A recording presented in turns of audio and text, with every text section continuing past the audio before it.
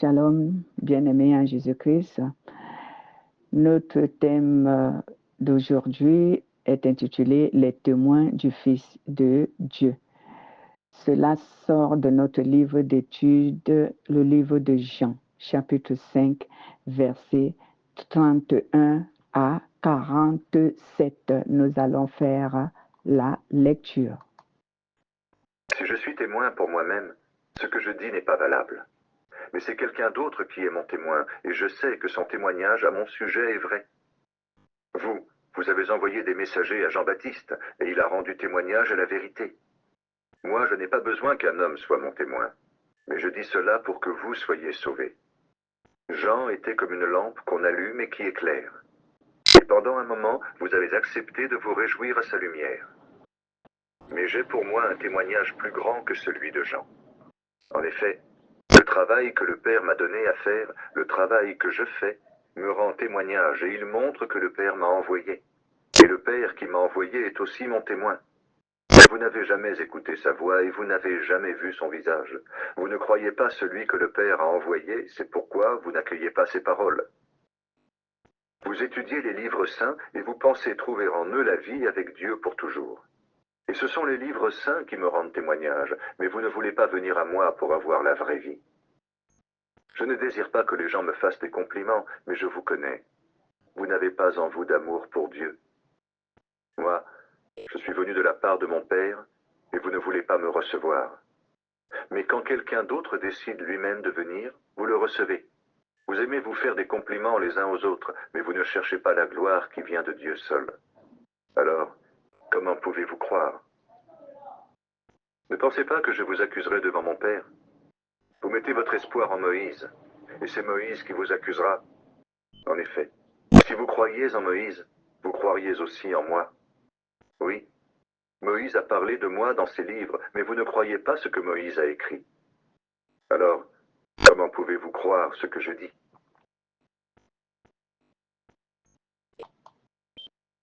Alors, comment pourriez-vous croire à ce que je dis? Les témoins du Fils de Dieu. Un témoin, c'est qui d'ailleurs?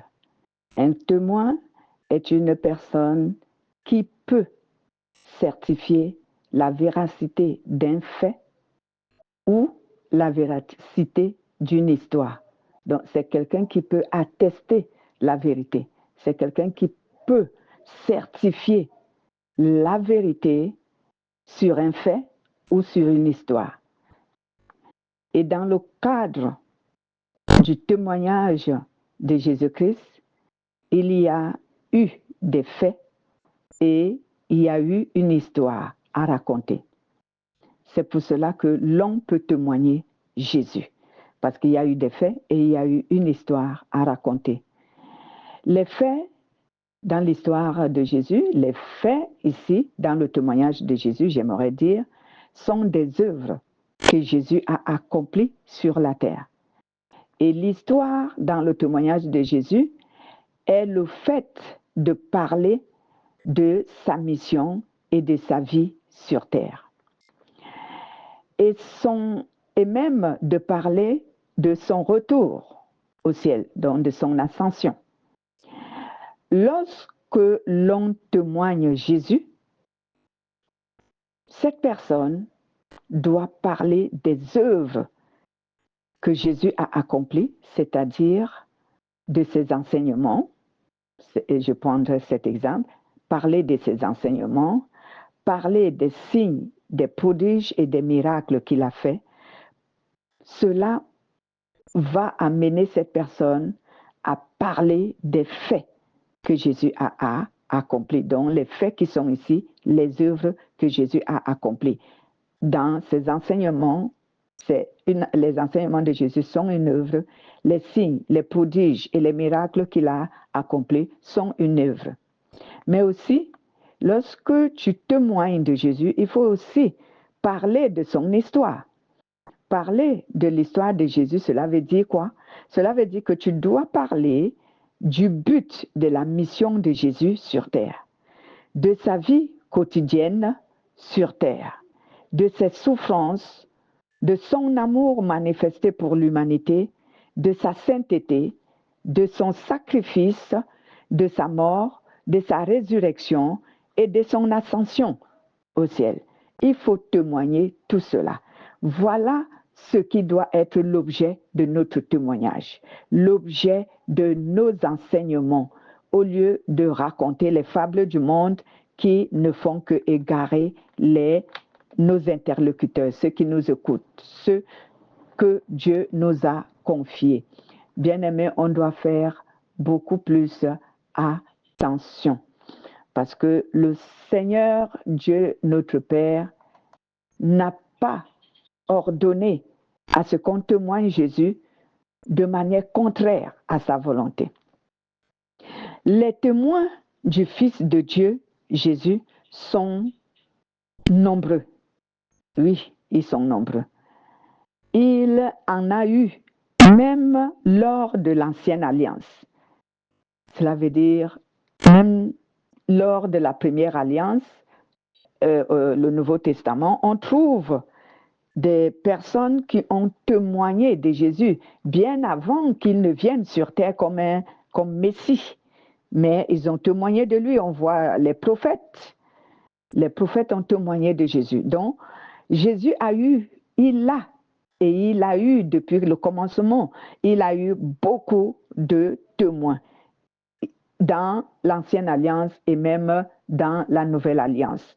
On voit donc, comme je disais, les prophètes d'autrefois, on voit Jean-Baptiste, on voit le témoignage des apôtres, le témoignage de Dieu lui-même, le Père, parce que ici, lui-même Jésus dit que le Père même qui m'a envoyé témoigne à mon sujet, et même les œuvres que je fais témoignent à mon sujet.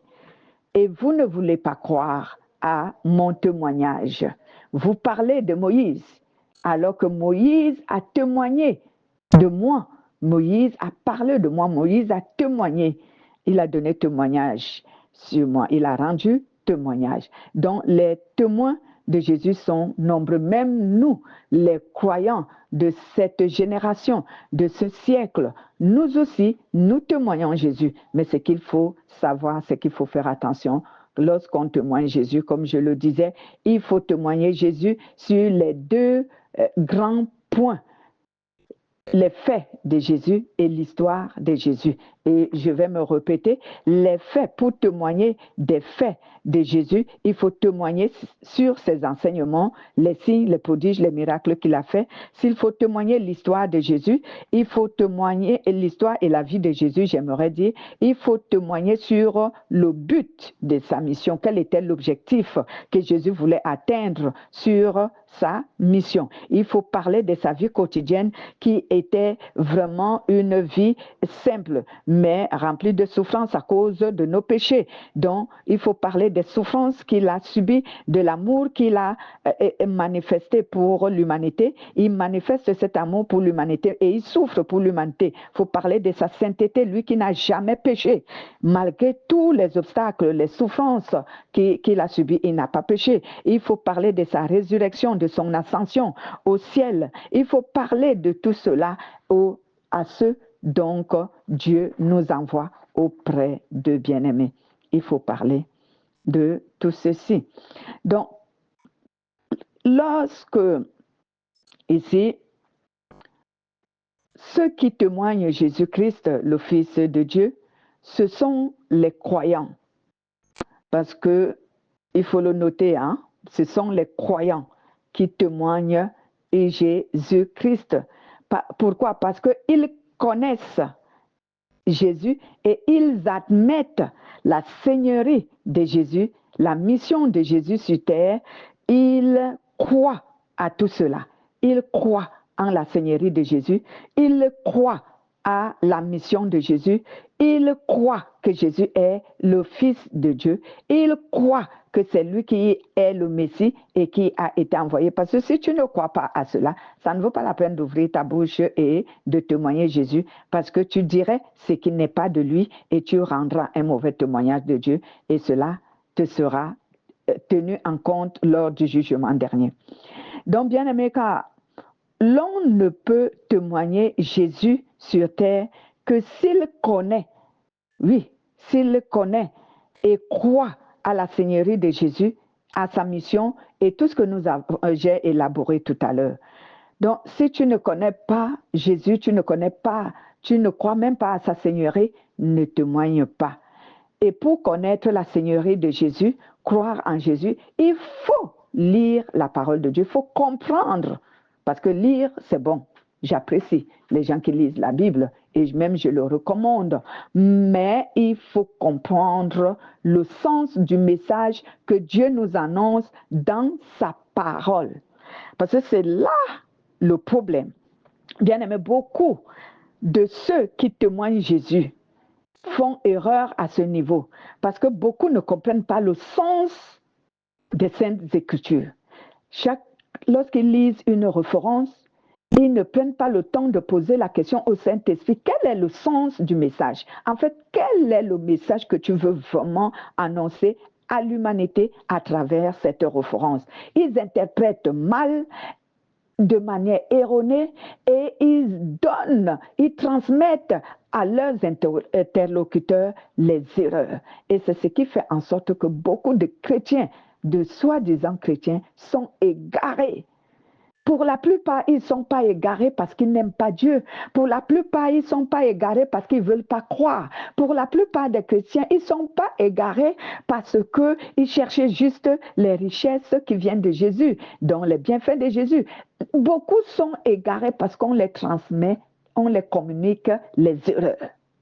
Et je prie tous les jours que chacun ait le désir de connaître la vérité. Comme le Seigneur lui-même, il dit dans sa parole, si tu me cherches de tout ton cœur, je me laisserai trouver par toi.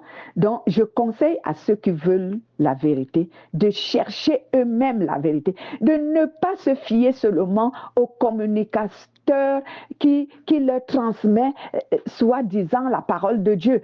Faisons comme les chrétiens de Beuré. Quand tu écoutes une parole, va la vérifier. Va vérifier. En le vérifiant, bien-aimé, Dieu qui est miséricordieux, Dieu qui est amour et qui sait que dans ton cœur, tu veux connaître la vérité, il te fera connaître la vérité. Au lieu d'accepter n'importe quoi, il est bien vrai, il faut croire. Oui, parce que c'est ce qu'il faut pour être agréable à Dieu. Parce que la Bible nous dit dans le livre d'Hébreux, chapitre 11, verset 6, que c'est par la foi qu'on est agréable à Dieu. Il faut croire, mais ne croyons pas aux bêtises, ne croyons pas aux mensonges, ne croyons pas à la philosophie humaine, ne croyons pas aux fables du monde. Va vérifier et dis à Dieu, si je vérifie, c'est parce que je veux comprendre la vérité.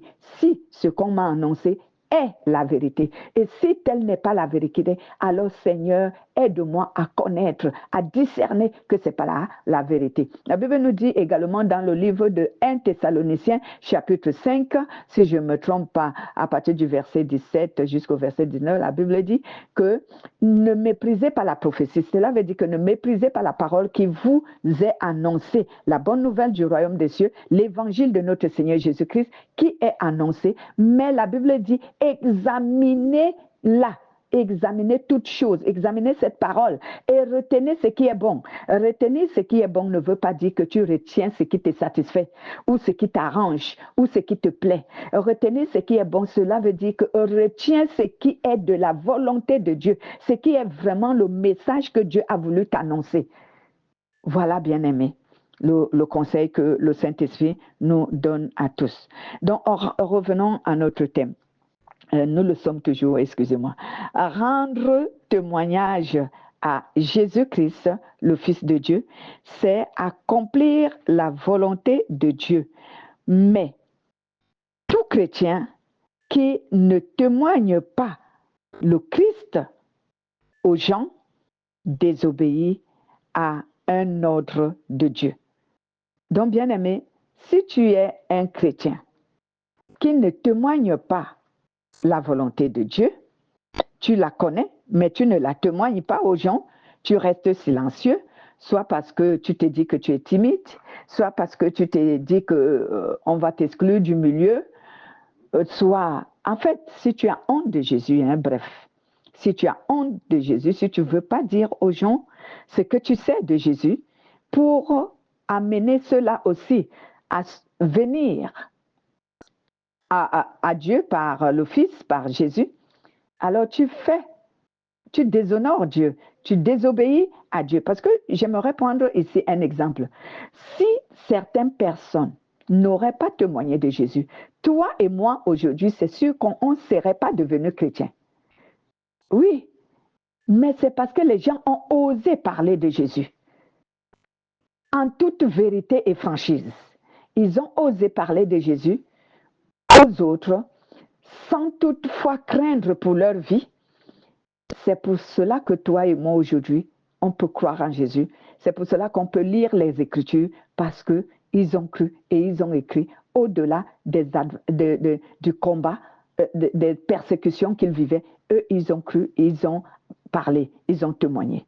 Toi aussi, tu dois parler. Car la Bible nous dit, je crois bien, sur Jacques chapitre 4, verset 17, que celui qui sait faire le bien et qui ne fait pas ce bien se rend coupable d'un péché. Donc cela veut dire, si tu connais la vérité en Jésus et tu ne témoignes pas de cette vérité aux autres afin qu'eux aussi se convertissent comme toi, la Bible déclare que tu commets là un péché. Donc faisons tous attention. Et la Bible nous dit aussi dans sur Matthieu chapitre 10, verset 33, la Bible dit, ça c'est la parole de Jésus, c'est lui qui me reniera devant les hommes, je le renierai aussi devant mon Père et devant ses saints anges. À bon entendeur, salut, ne fermons donc pas nos bouches, soit à cause de la crainte, de la peur des gens, de que dira-t-on de nous, du jugement qu'on va porter sur nous, de la haine, des combats, ou de ce qu'on va nous mettre de côté, on va nous rejeter du milieu. Ne craignons rien. Dieu nous dit dans sa parole que ne craignons pas ce qui tue la chair, mais craignons plutôt celui qui a le pouvoir de tuer la chair et l'âme. Voilà, bien-aimés, toi et moi, nous sommes donc avertis. Donc, nous devons témoigner Jésus partout où nous allons parce qu'il faut que la parole de Dieu se repent, il faut que elle atteigne les quatre coins de la terre, comme le Seigneur nous a dit dans Matthieu 24. Il nous dit, lorsque cette parole aura parcouru le monde entier, aura atteint tous les contrées, tous les coins de la terre, alors viendra la fin. Il faut donc que nous aussi, on participe, bien aimé, mais en toute vérité et franchise, et non en mentant ou en séduisant les humains. Donc, bien aimé, la mission de Jésus a été de ramener les cœurs des pères vers les fils et les cœurs des rebelles à la sagesse des justes, et pour préparer au Seigneur un peuple bien disposé. Donc, Jésus, sa mission était donc de venir impacter les cœurs des hommes pour les ramener à Dieu, les cœurs de tout être vivant dans cette humanité, pour le ramener auprès des hommes, parce que les hommes, nos cœurs se sont détournés de Dieu, et Dieu n'y avait plus la place dans nos cœurs. Donc, pour nous ramener à Dieu, il a fallu donc que Jésus vienne accomplir cette mission. Nous pouvons lire un peu Luc qui va nous attester cela, bien-aimés. Luc, à partir du chapitre 1 d'ailleurs, chapitre 1, à partir du verset 16 jusqu'au verset 17, bien-aimés. Donnez-moi du temps pour aller voir le livre et bon, on peut déjà commencer à lire. Il ramènera beaucoup de gens d'Israël vers le Seigneur leur Dieu. Il viendra comme messager de Dieu avec l'esprit et la puissance du prophète Élie. Comme Élie, ton fils fera la paix entre les parents et leurs enfants. Il changera le cœur de ceux qui n'obéissent pas à Dieu, et ils se mettront à penser comme des personnes justes. Ainsi, il formera pour le Seigneur un peuple bien préparé. Amen. Ainsi, ils formeront pour le Seigneur un peuple bien préparé. Voici donc l'objet, le but de la mission de Jésus-Christ. Lorsque tu témoignes, c'est ce que tu dois dire à ceux qui t'écoutent. Voici le but de la mission de Jésus. Il est venu pour ramener les cœurs à Dieu. Il est venu pour ramener les rebelles à obéir à Dieu. Par son sacrifice, par la justification qu'il a justifié les hommes sur la croix, il a donné donc aux êtres humains le moyen de revenir à Dieu. Donc, bien-aimés, nous pouvons donc voir que Jésus est venu pour justifier l'humanité. C'est une manière de ramener les cœurs des rebelles, les cœurs de ceux qui se sont égarés à Dieu, afin que l'être humain ait le moyen de se réconcilier avec Dieu. Et c'est ce moyen qu'il nous a donné, qui nous réconcilie avec Dieu, qu'on appelle le salut. C'est ce moyen qu'on appelle le salut, bien-aimé. Il faut donc que tout être humain le sache. Et c'est notre responsabilité à tous, je dis bien tous et toutes, nous qui croyons en Jésus-Christ, c'est notre responsabilité. Témoigner Jésus n'est pas la responsabilité de certains et non des autres, non. Témoigner Jésus-Christ est la responsabilité de tout croyant, de tout chrétien. Donc, si tu crois en Jésus-Christ, c'est aussi ta responsabilité que tu témoignes Jésus, que ce soit dans ta maison, dans ta famille, autour de toi, partout où tu es, c'est ta responsabilité. Ce n'est pas la responsabilité seulement des évangélistes, des apôtres, des pasteurs. Non, c'est la responsabilité de tout croyant, tout chrétien en Jésus. Et tous ceux qui croient en Jésus-Christ, c'est leur responsabilité de témoigner. Donc, bien-aimé, rendre témoignage à Jésus-Christ ne se fait pas seulement en parole, mais en acte. Il ne suffit pas seulement de témoigner Jésus en parole seulement, parce que certains, on parle beaucoup, mais où sont des actes? Il faut qu'on soit les modèles de ce que nous témoignons. Bien-aimé. Il y avait un slogan lorsque j'étais dans certaines églises, où je vais taire le nom des églises, où on disait, et l'homme de Dieu pouvait vous dire, croyez en ce que je dis, mais ne regardez pas ce que je fais. Mais non, je crois en ce que tu dis et je regarde aussi à ce que tu fais. Parce que ta vie est aussi un témoignage. Si tu n'es pas un modèle de ce que tu dis, comment voudrais-tu que je croie en ta parole? Je ne vais pas croire en ta parole. Il faut que tu sois le modèle de ce que tu m'enseignes, de ce que tu m'annonces, de ce que tu me dis. Il faut que je voie cela en toi. Alors, ça me facilitera la tâche de croire. Pourquoi certaines personnes ne croient pas à ce que nous disons aujourd'hui? Parce que nous ne sommes pas vraiment les modèles de ce que nous prétendons les enseigner. Nous leur enseignons des choses, mais est-ce que nous sommes vraiment les modèles de ce que nous enseignons? Il faut être le modèle de ce que tu enseignes, bien-aimé. C'est ce qui fait en sorte que celui que tu enseignes croit et qu'il observe aussi la parole que tu lui donnes. Nous devons donc, lisons un peu le livre de Pierre, 1 Pierre, premier livre de Pierre, chapitre 5, versets 1 à 3. Versets 1 à 3, disons bien-aimés. Conseil aux anciens de la communauté. Maintenant, je parle aux anciens qui sont au milieu de vous. Moi, je suis ancien comme vous. J'ai été témoin des souffrances du Christ et je dois participer à la gloire qui va paraître. Prenez soin du troupeau que Dieu vous a confié. Ne faites pas cela par devoir, mais de bon cœur, comme Dieu le désire. Agissez non pour gagner de l'argent, mais par amour. Avec ceux que Dieu vous a confiés, ne soyez pas des chefs durs, mais devenez les modèles du troupeau. Ainsi, quand le chef des bergers viendra, vous recevrez pour toujours une récompense pleine de gloire. Amen. Donc, la Bible nous dit, ici, la parole nous dit que prenez soin du troupeau de Dieu. Donc, lorsqu'on témoigne, que ce soit dans notre maison, que ce soit au travail, que ce soit dans n'importe quel milieu, que ce soit à l'église, que nous sommes témoins, la Bible déclare qu'on doit prendre soin des personnes dont nous témoignons Jésus. Prendre soin d'eux veut dire quoi? Prendre soin d'eux veut dire qu'on doit suivre. Il ne suffit pas de parler seulement sans donner un enseignement à la personne. Cela veut dire sans suivre la personne pour voir si la personne va jusqu'à accomplir ce que tu lui as témoigné. Il faut le suivre. Mais la Bible dit qu'il ne faut pas suivre en contraignant la personne.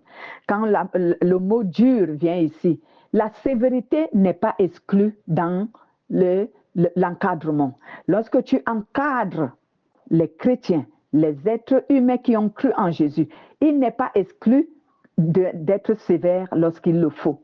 Il n'est pas exclu de corriger lorsqu'il le faut.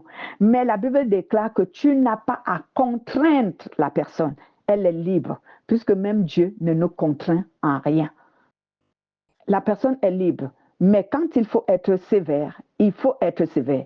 Donc, n'entendez pas ici, ne soyez pas dur. Vous vous dites, ah vraiment, il y a des pasteurs, il y a des leaders, et il y a les encadreurs qui sont durs. Comme là, on me dit souvent, je suis dur comme encadreur. Ah ben oui, moi aussi, le Saint-Esprit a été très, très, très dur envers moi.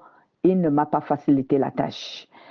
Donc, quand il fallait me corriger, il me corrigeait. Jusqu'aujourd'hui, il me corrige. Quand il faut me châtier, il me châtie. Jusqu'aujourd'hui, il le fait. Donc, et déjà, la Bible déclare dans le livre de, je crois bien, sur Hébreux, que je reprends, je corrige et je châtie celui que j'aime. Même dans Proverbes, c'est écrit. Donc, le Père reprend, il corrige et il châtie celui qu'il aime. C'est par amour que Dieu nous châtie, pas pour nous détruire. Donc, si celui qui te témoigne, Jésus, est quelquefois dur envers toi, c'est parce qu'il veut te pousser à réagir de manière positive, à réagir dans l'obéissance, donc à changer, en d'autres termes. Voilà donc, bien aimé, il n'est donc pas exclu d'être un peu dur, sévère pour corriger. Donc, je disais tantôt qu'on ne témoigne pas seulement en parole, donc nous devons être dans les modèles. Mais quand nous sommes des modèles, il peut arriver qu'on corrige, il peut arriver qu'on soit un peu dur, et cela, c'est pour aider la personne à ne pas s'attiédir, mais qu'elle devienne bouillante dans la foi.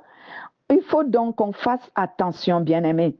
Lorsque tu témoignes Jésus et que tu dois châtier ou corriger, il faut bien que tu sois dans la vérité et non dans l'erreur.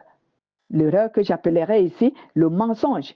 Car la Bible nous dit dans le livre de Jacques, chapitre 3, au verset 1, que ceux qui enseignent doivent faire attention parce que ceux qui enseignent seront jugés très sévèrement. Ils seront jugés sévèrement, bien-aimés. On doit donc faire attention.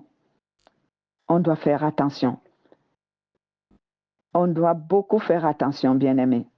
Car la parole de Dieu nous dit, si tu es celui qui enseigne, qui témoigne, il faut que tu fasses attention, il faut que tu enseignes la vérité. Il faut que tu enseignes la vérité parce que sinon, il y aura un problème. Le problème, ce serait quoi? Le problème, ce serait que tu n'as pas donné ici l'exemple et que ce que tu enseignes n'est pas la vérité. Ce que tu enseignes n'est pas la vérité, alors tu pèches à ce moment-là. Lettre de Jacques 3.1. La foi bride la langue. Mes frères, ne soyez pas nombreux à vouloir être des enseignants, car vous savez que nous qui enseignons, nous serons jugés plus sévèrement que les autres. Nous serons donc jugés plus sévèrement que les autres. On doit donc faire beaucoup plus attention, bien-aimés. Attention, parce que Dieu ne nous confie pas sa créature, j'aimerais dire, c'est enfants, je ne les appellerai pas tous les enfants parce on devient enfant de Dieu lorsqu'on a l'Esprit de Dieu, mais il y a beaucoup qui sont dans l'Église, qui sont enfants, qui sont des disciples et d'autres qui ne le sont pas encore devenus. Donc pour que ceux-là aussi le deviennent, on doit les orienter avec beaucoup plus de sagesse dans la volonté de Dieu. Écoutons aussi le livre de Matthieu, chapitre 28, verset 19 à 20, ce que Jésus nous recommande. Allez chez tous les peuples pour que les gens deviennent mes disciples. Baptisez-les au nom du Père, du Fils et de l'Esprit Saint. Apprenez-leur à obéir à tous les commandements que je vous ai donnés. Et moi, je suis avec vous tous les jours, jusqu'à la fin du monde. Je suis avec vous tous les jours jusqu'à la fin du monde. Jésus nous dit donc, on doit aller, on les enseigne la vérité. J'insiste sur la vérité. Il ne faut pas enseigner les fables du monde. Il ne faut pas témoigner les fables du monde parce que ce n'est pas ce qui sauve, mais ce qui sauve, c'est la vérité en Jésus-Christ. Voici donc, bien-aimés, la Bible nous dit que nous qui témoignons, on doit faire attention aussi de ne pas succomber. Galates chapitre 6 nous le dit, à partir du verset 1er, je crois, jusqu'au verset 3, nous le dit, on doit faire beaucoup attention lorsqu'on témoigne. Parce qu'il y a des gens qui raisonnent, il y a des gens qui se justifient, il y a des gens qui sont doués pour convaincre. Et souvent, leur manière et leur pouvoir qui les pousse à convaincre n'est pas de Dieu. Souvent, certains sont possédés. Que si tu n'as pas vraiment l'Esprit de Dieu, la personne peut te convaincre et même te ramener toi-même à son péché. Te ramener toi-même à son péché. Donc, il faut vraiment faire attention lorsque tu témoignes Jésus aux gens. Il faut être très prudent. Oui, bien-aimé. Les Juifs qui accusaient Jésus, qu'il ne respectait pas le sabbat, qu'il violait le sabbat et qu'il l'accusait et le condamnait que lui qui est un être humain, il se prend pour Dieu, il se prend pour le Fils de Dieu parce qu'il ne le connaissait pas. Jésus leur a dit que c'est parce que vous avez un cœur fermé. Et beaucoup d'entre nous aujourd'hui, nous sommes comme ces Juifs. On a le cœur fermé, l'endurcissement du cœur. La parole de Dieu essaye de pénétrer notre cœur, mais elle n'arrive pas parce qu'on a fermé le cœur. Et lorsqu'un être humain ferme le cœur, c'est parce qu'il est aveugle. Il est aveugle par un certain raisonnement, par un certain soi-disant connaissance. Alors cette personne ferme son cœur à cause de soi-disant connaissance ou réalité que lui, il dit avoir. Bien-aimés, essayons d'être tendres et disposés à écouter et à examiner la parole de Dieu. Lorsque tu es quelqu'un qui se dit connaître et que tu n'as pas besoin d'être enseigné par un autre, la Bible déclare que tu vas tomber dans un trou. Ton enseignement est un maître que tu dis et que tu dis qu'il est vrai et que tu crois. Et il peut te conduire dans la fosse. Jésus nous dit souvent que dans le livre de Luc, que deux aveugles peuvent-ils marcher ensemble? Ils vont tous les deux tomber dans un trou parce que tous les deux, ils ne voient pas. Bien-aimé, peu importe ce que tu as reçu comme enseignement, lorsqu'un frère, une sœur te donne un autre enseignement, un autre avis sur l'enseignement que tu as reçu, essaye d'examiner, pas avec un cœur orgueilleux, parce que je vais vous dire comment l'Esprit de Dieu fonctionne. Lorsque on t'a annoncé une parole et que tu as dans ton cœur le raisonnement, tu as dans ton cœur l'orgueil que moi je connais, je n'ai pas besoin que l'on m'enseigne autre chose. L'Esprit de Dieu ne t'ouvrira pas les yeux pour voir. Tu ne verras rien. Et tu ne comprendras même pas la différence entre ce que tu dis connaître et ce que le frère ou la sœur t'a annoncé, qui est certainement la vérité. Il faut ouvrir ton cœur. Cela veut dire qu'il faut être humble. Dans ton cœur, dis à Dieu, peut-être que je fais erreur sur ce que je dis connaître à ce sujet. Alors, je t'en supplie, Seigneur, aide-moi à discerner, à comprendre, donne-moi des preuves que le frère ou la sœur m'a donné, si cette parole est vraie ou qu'elle est une erreur. Et ce que je sais de toi, donne-moi des preuves que ce que je sais, c'est ce qui est vrai, ou que ce que je sais est une erreur. Vraiment, pose au Saint-Esprit cette question. Avec toute l'humilité de ton cœur, le Saint-Esprit va te faire connaître la vérité. Si c'est toi qui es dans la vérité, il te le confirmera. Si c'est le frère qui est dans la vérité ou la sœur, il te le confirmera. Si tu es dans l'erreur aussi, il te le confirmera. Si c'est le frère ou la sœur qui t'a annoncé la différence d'une interprétation des références bibliques, si c'est elle ou tout lui qui est en erreur, le Saint-Esprit te le confirmera. Mais si ton cœur est rempli d'orgueil, d'endurcissement de cœur, de raisonnement, le Saint-Esprit ne te révélera jamais la vérité. Tu resteras dans ton erreur et tu mourras dans ton erreur. Et le jour du jugement, c'est cette parole dont tu as refusé de croire, de la sœur ou du frère, c'est ce que le Saint-Esprit va te présenter lors du jugement. C'est ce que le Fils va te présenter. Et alors, tu n'auras que tous les yeux de ta tête pour pleurer, mais il se fera tard. C'était dans le cas de ces Juifs, de ces pharisiens, de ces scribes, de ces sadducéens qui incriminaient Jésus, ne sachant pas que c'était lui la vérité. C'était lui le Messie, c'était lui le Sauveur. Et que ce Sauveur, il est Dieu. Ils ne voulaient pas croire en cela, malgré tous les témoignages qui ont été rendus. Ils avaient, parce qu'ils se fiaient sur les enseignements de Moïse qu'ils comprenaient même à travers, parce qu'ils ne comprenaient même pas la vérité sur ce que Moïse a enseigné. C'est pourquoi Jésus leur a dit que si vous connaîtriez la vérité que Moïse a enseignée sur moi, vous ne m'incriminerez pas, vous croirez en moi. Mais vous ne croyez pas parce que même à Moïse, vous n'avez pas cru. Vous croyez connaître Moïse. Cela veut dire vous croyez connaître la loi de Moïse, mais vous ne la connaissez pas.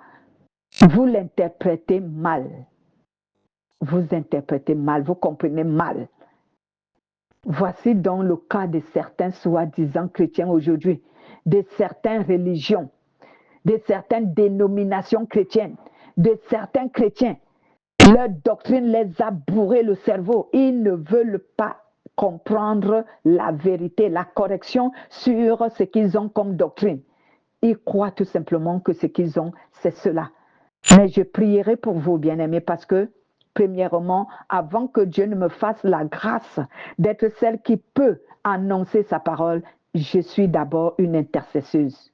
Donc, je vais intercéder pour vous afin que vos cœurs s'attendrissent par la puissance du Saint-Esprit et pour que Dieu attendrit le cœur d'un être humain. Ce n'est pas souvent facile, je vous préviens. Parce que la personne va passer sur ce qu'on appelle le brisement. Et quand Dieu te fait passer sur le brisement, d'abord, le mot même brisement peut vous faire comprendre ce que cela implique. Je vous bénis, bien-aimés. Je vous bénis, mais ne reste pas incrédule. Il faut donc témoigner. Il faut donc témoigner Jésus, bien-aimé. C'est notre responsabilité en tant que chrétiens. N'oublions pas cela. Nous devons rendre témoignage en tout lieu, à toute personne, à tout moment, sans nous retenir. C'est pourquoi j'encourage ceux qui rendent témoignage à Jésus. Le temps viendra où nous aurons notre récompense, si nous l'avons fait avec droiture, justice, amour, vérité et sincérité de cœur. Soyez abondamment bénis au nom de notre Seigneur Jésus-Christ.